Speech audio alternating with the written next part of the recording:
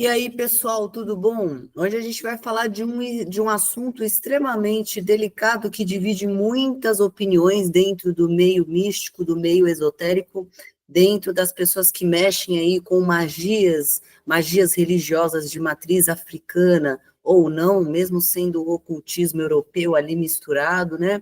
Que é a respeito da quaresma. Por ser um nome tradicionalmente de origem cristã, muitas pessoas confundem a ideia da quaresma com um fundamento de ordem católica ou europeia. E por isso você observa hoje muitas pessoas que se colocam ali como matriz africana, dizendo que a quaresma não existe, por conta que, na verdade, isso é um conceito hegemônico cristão e dentro da religião de matriz africana não adota-se essa cosmovisão ou essa política espiritual de separar o período da quaresma do resto do ano. Então, hoje eu vou esclarecer para vocês como é que funciona toda essa dialética, para que a gente possa compreender do que se trata a quaresma e entender por que ela existe, independente de como você chame ela, independente da matriz religiosa que você siga.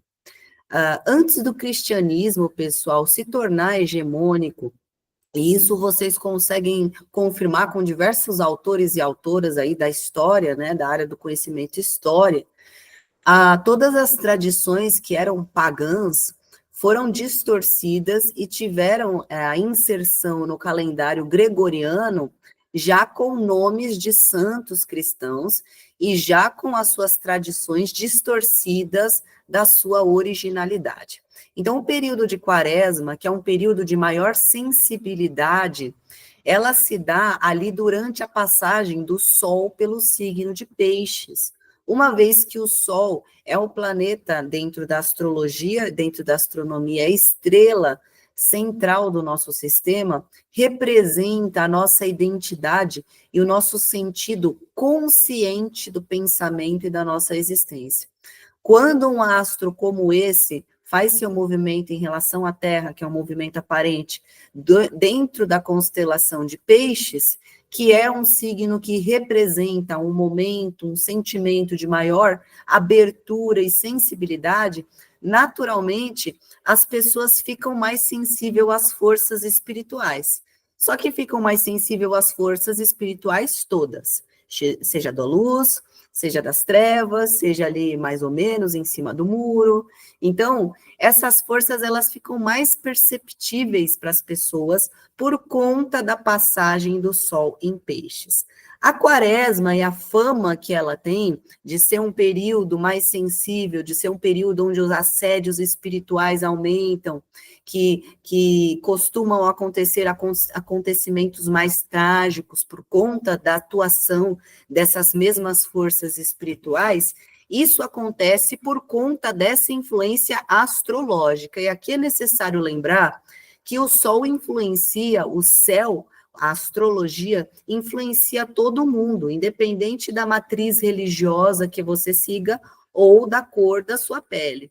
Então, a astrologia mostra para a gente que nesses 30 dias que encerram o ciclo de ano novo astrológico, as pessoas estão mais sensíveis. Por conta na astrologia da nossa relação entre signos intermediários, junta-se a esses 30 dias originais da temporada de peixes, 5 dias últimos da temporada de aquário, que é quando o Sol está entre a zona de transição de aquário para peixes, e 5 dias da temporada de Áries, que é quando o Sol está na zona de transição de peixes para Áries. Esses são um período que a energia de peixes ainda vibra com uma certa intensidade e, portanto, as pessoas estão mais abertas a influências espirituais. Isso é um fato cósmico, independente da sua religião.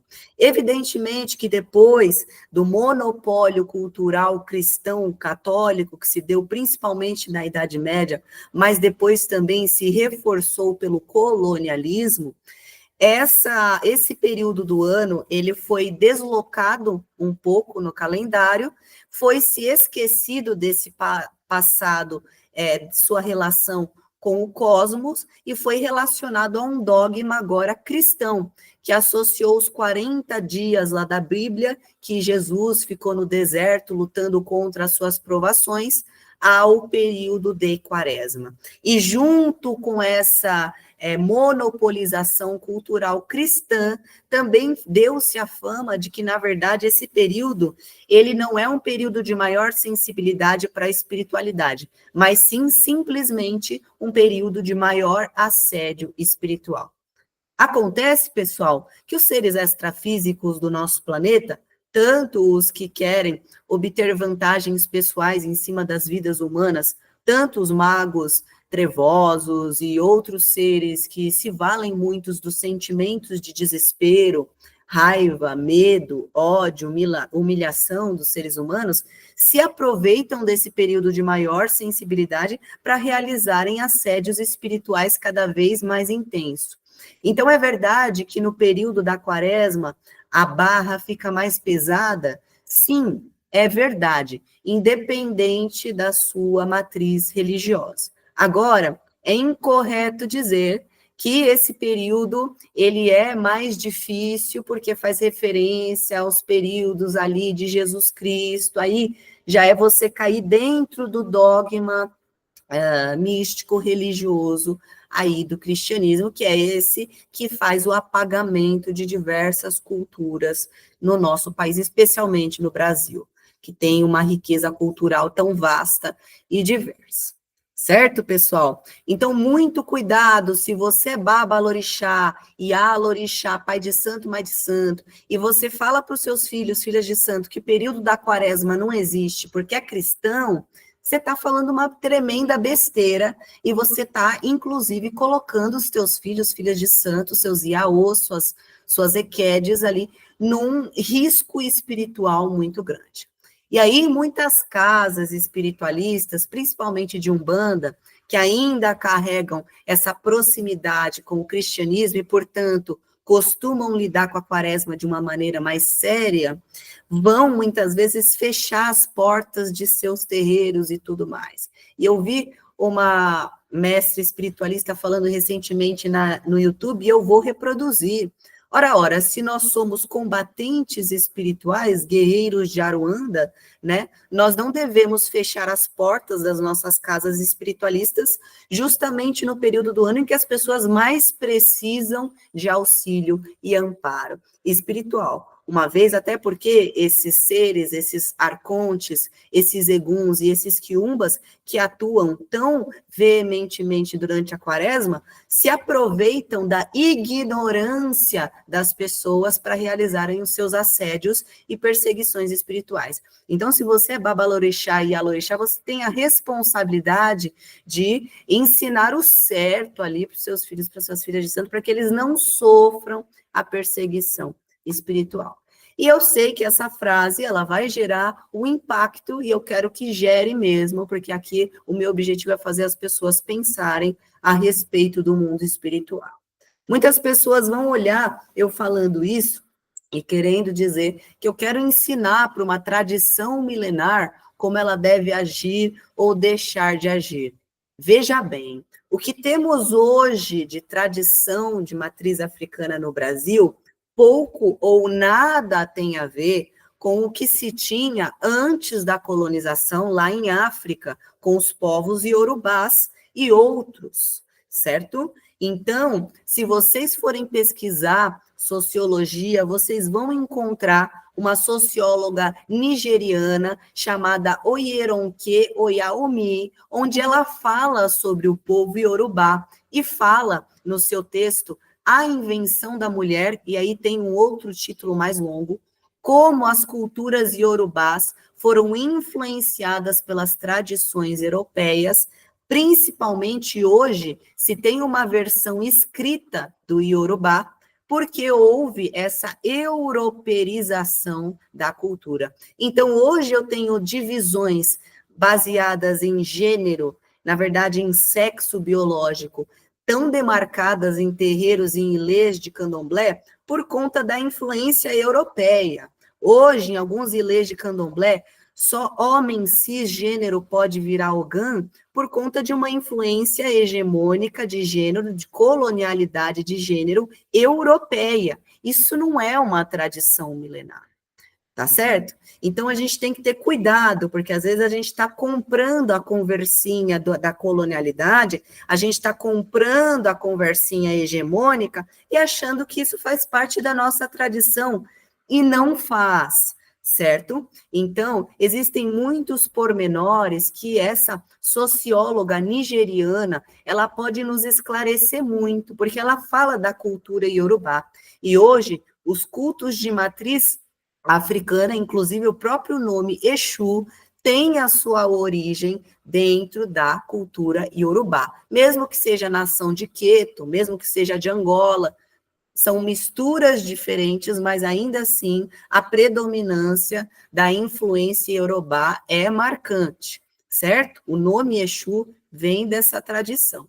Então é interessante a gente estudar essa socióloga nigeriana, porque ela sim pode narrar da origem como que era os povos iorubá. E a gente percebe que hoje que muitas coisas que a gente chama de respeito à tradição milenar não é respeito, é um desrespeito a corpos trans e a outras vertentes de entendimento religioso e um reforço de uma hegemonia europeia, certo? Então, a gente precisa ter isso em mente.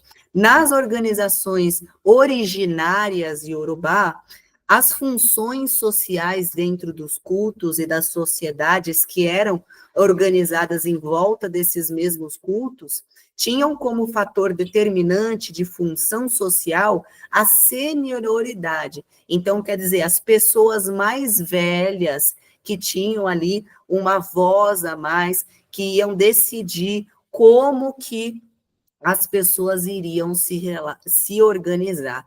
Essa divisão não era feita de acordo com o sexo biológico. Isso se deu só depois da colonização e da influência europeia. Então, hoje, o que a gente tem nos ilês de candomblé no Brasil não tem a ver com os cultos originários africanos, certo? Então, antes de falar que você só inicia homem cis Ogã porque é uma tradição milenar, por favor, busque realmente as origens ali do que você está falando, porque pode ser que esteja muito distante disso. E isso é uma reflexão, pessoal, também para a gente deixar algumas marras de lado, algumas broncas de lado, quando a gente vai pensar o mundo esotérico como um todo. Pessoal, o céu, os planetas, eles estão girando ao redor do céu. Eles não são colonizados ou colonizadores. E o período de Quaresma faz referência a uma fase astrológica. Não tem a ver com dogma cristão. O cristianismo se apropria desse período, dessa ideia de Quaresma e cria esse nome, assim como fez com todas as festas pagãs, com todos os orixás dentro da Umbanda, agora são santos católicos. Então, o cristianismo se apropria de tudo. Isso não quer dizer que esse tudo não exista. Então, muito cuidado quando você for falar que você não considera o período de Quaresma porque você segue uma tradição milenar. Nem milenar ela é, e a Quaresma não é cristã. É uma fase astrológica, vem do paganismo. E todas as religiões que trabalham com oferendas são pagãs. Então, não vem aqui nos comentários falar que candomblé não é paganismo. É sim, você oferece aos seus orixás uma oferenda, você está ali pagando, ou seja, para pedir, para agradecer, para se iniciar, para fazer a sua feitura, você oferece o seu corpo dentro do roncó, na sua esteira consagrada, não é? Então, você também segue uma linha de paganismo, é um paganismo africano, europeizado, sim, mas ainda assim é um paganismo. Então, essa cultura pagã que considera o cosmos como um todo, os astros fazem parte do cosmos, ela entende que o período de Quaresma é algo igual para todo mundo. E aí, Micael, já que você entende tanto desse assunto, explica para a gente o que é que acontece na quaresma. Bom, todos esses espíritos que se alimentam de sentimentos ruins que a gente vibra aqui nessa terra, que já passou por diversas guerras, por colonialismo e tudo, uma terra onde ainda impera o sofrimento de muitas populações, existem muitos seres trevosos que se alimentam desses sentimentos de angústia, raiva, ódio, medo, humilhação, né, a opressão do racismo, a transfobia, a LGBTfobia, feminicídio. Existem espíritos que se alimentam dessas mazelas. E durante a quaresma, eles se aproveitam dessa nossa ignorância disfarçada de tradição para praticarem assédios cada vez piores com as pessoas. Então, é um período que a gente tem que ter certos cuidados espirituais? Sim, a gente tem que ter certos cuidados espirituais. E aí você pode carregar os seus amuletos, o seu contra-egum, a sua pedra de turmalina negra, você pode tomar o seu banho de arruda com guiné, espada de São Jorge e sal grosso, você pode fazer tudo o que você tiver de conhecimento da sua tradição, que talvez não seja milenar, mas é a sua tradição, para se proteger, correto? Então, tudo isso você pode fazer. Agora, Micael, você vai falar para mim que eu não posso ir para o carnaval, que eu não posso ir para a festa, que eu não posso... Não, né? A vida continua. E se você é médium, não é só o período de quaresma que vai ser sensível para você, você vai ser sensível o ano inteiro. Então, se eu fosse falar para você, não pode ir para o carnaval, você não poderia ir para mais nenhum rolê em nenhuma parte do ano, não é? Não faria sentido. Mas você pode frequentar o seu bloquinho, pular o seu carnaval com o seu contra-egum, com a sua turmalina negra, tomando um pouco de cuidado com certos exageros, que a gente sabe que no final, por mais que seja divertido ali na hora, depois não é, né? Depois a gente passa mal, depois a gente vomita, e eu digo isso porque hoje eu tenho 27 anos, eu tive o meu momento adolescente também, eu também enchi minha cara, certo? Eu também fui para festa, então a gente sabe que passou de um certo limite, depois não é mais agradável a sensação. Então, evitar esses excessos também ajudam, porque também, da mesma forma que tem espírito que se alimenta do sentimento do racismo, do feminicídio, da transfobia, da LGBTfobia, vai ter espírito que vai se alimentar do seu desespero, do vômito ali na privada, certo? Então, a gente tem que ter o quê? Consciência, parcimônia e com calma, né? A gente não pode ser César no sentido de querer determinar como as pessoas devem ou não agir. A gente tem que dar dicas para reduzir os danos. Quem se sente confortável no bloquinho e quer curtir, tem o direito de curtir. Mas, se você também quer se proteger, então tem certas precauções, certos preceitos que você deve seguir, beleza? Agora, se isso não importa para você, então nem faz sentido você estar assistindo esse vídeo sobre essas coisas místicas, não é verdade? Então, gente, para a gente refletir, eu vou deixar o nome da socióloga nigeriana aqui embaixo, eu também vou disponibilizar para quem quiser entrar em contato comigo, o PDF, o texto, o livro que ela fala sobre a tradição iorubá originária e como hoje no Brasil ela se distorce completamente da sua origem, tá bom? É muito interessante, principalmente para quem estuda colonialidade de gênero, pegar ali na raiz do povo iorubá para entender como é que era ali na raiz.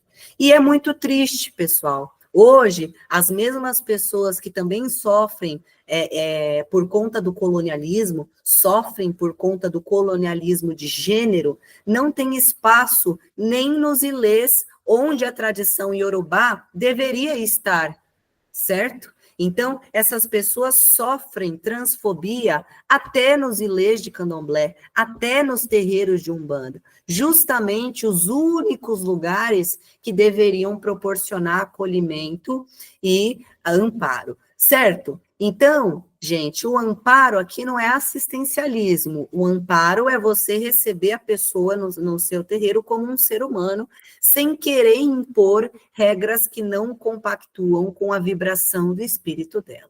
Certo? Então, se eu tenho uma tradição que, em sua originalidade, não utilizava o sexo biológico como parâmetro para dividir funções, eu percebo que não faz sentido eu manter isso dentro do meu ilê, sendo que isso veio de uma tradição que, na verdade, está querendo apagar a minha tradição. Então, se você reforça colonialismo de gênero no seu terreiro de candomblé, você mesmo está apagando a sua tradição iorubá, certo? Então, isso é necessário você ter em consciência para que a gente corte esse mal que é o colonialismo pela raiz, tá certo? Não adianta você encher a boca para falar que a sua religião ela foge do colonialismo, quando dentro da sua casa espiritualista tem pessoas passando por situação de humilhação e vulnerabilidade por conta do seu sexo biológico. Porque eu já vi muitos iaôs, babalorixás, iniciados e mestres em Ifá falarem verdadeiras groselhas em nome de uma tradição milenar que nem sequer é milenar, porque essa tradição, ela tem mistura com os dogmas europeus, os dogmas e comportamentos e separações de gênero europeus, para dizerem que estão ali defendendo sua tradição. Não. Você defende uma hegemonia, uma colonialidade de gênero que não tem nada a ver com a raiz da sua tradição. Então, se a gente vai encher a boca para lutar contra o colonialismo, a gente tem que entender o que é o colonialismo em todas as suas dimensões, não só a que é mais conveniente para os nossos corpos. E eu digo isso enquanto uma pessoa trans, tá bom? Uma pessoa branca que é trans, beleza? A gente precisa colocar essa mão na consciência. Inclusive, eu deixo uma outra recomendação aqui para quem gosta de estudar colonialismo, o autor Aníbal Quijano e também o autor Nego Bispo, e que ele vai tratar ali das pessoas brancas, não mais como pessoas brancas, e sim como pessoas beges, porque se a gente for parar para ver a cor da pele das pessoas, ninguém é preto e ninguém é branco, certo? Então, o primeiro passo para a gente romper com essa ideia racializante, racializadora, é entender que cor de pele é cor de pele, cultura é cultura. Nada impede de eu ter uma pessoa de uma cor de pele X, Y ou Z se identificando em espírito com uma prática X, Y ou Z. Beleza? Né? Porque é muito fácil você falar que corpos brancos dentro do seu ilê de candomblé apaga a sua cultura iorubá quando você mesmo está reproduzindo a transfobia europeia dentro do seu ilê de candomblé, certo? Então, a gente não pode ser hipócrita quando a gente vai pensar colonialidade. Beleza, gente?